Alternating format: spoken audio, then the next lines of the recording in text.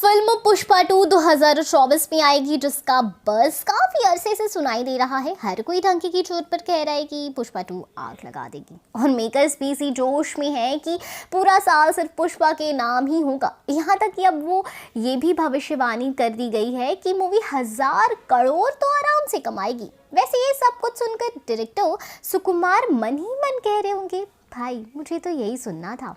वैसे ही पुष्पा 2 को लेकर हर अपडेट्स आ रही है, जिसमें ये भी बताया गया कि पुष्पा 2 के सेट पर न्यूज़ रीडर और जर्नलिस्ट को देखा गया है। अब कुछ लोगों को ये सुनने के बाद लगेगा कि कोई बवाल हुआ है क्या, क्योंकि पुष्पा 2 जितनी चर्चा में है उतनी कुछ रीजंस की वजह से टेंशन में भी है।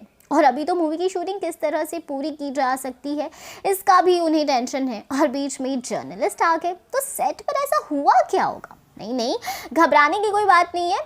पुष्पा 2 के सेट पर एक जर्नलिस्ट दिखाई दी जो तेलुगु न्यूज़ रीडर है, जिनका काम है देवी नागवाली, और अब वो सेट पर दिखाई दी हैं, जिसकी वजह से ये अंदाज़ा लगाया जा रहा है कि शायद ये मूवी में हो सकती हैं। अब ये जर्नलिस्ट हैं तो शायद मूवी में भी जर्नलिस्ट का ही कैरेक्टर निभाएंगी, ऐसी पॉसिबिलिटी है। वैसे इस बात को लेकर कंफर्मेशन तो नहीं आई है, पर अब जिस तरह से पुष्पा 2 की स्टोरी है, जिसमें पुष्पा इंटरनेशनल स्मगलर बनेगा, तिरुपति के जेल से भागा हुआ है, पुलिस उसे ढूंढ रही है और टीवी पर पुष्पा कहाँ है ऐसी खबरें सुनाई दे रही है। तो यहाँ पर पत्रकार लोगों का रोल भी तो बड़ा मायने रखता है। तो ऐसा ही कोई रोल हो सकता है या कोई और रोल भी हो सकता है। खैर, पुष्पा एंड हुई थी ओपन क्लाइमैक्स के साथ, मतलब कि पुष्पा का सेकंड पार्ट आने के लिए वहाँ पर स्कोप रखा गया था।